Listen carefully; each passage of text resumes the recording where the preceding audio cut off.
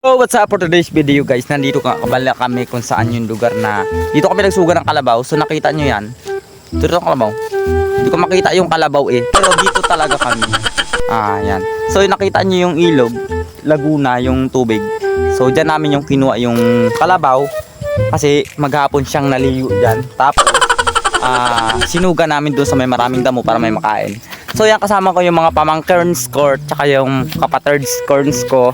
So yan, kaway-kaway muna sa ating mga vlogs. Yan. So yan, saan pamangkin? Ito pa pala yung sa mali. Ito, kaway ka. So yan. Yan.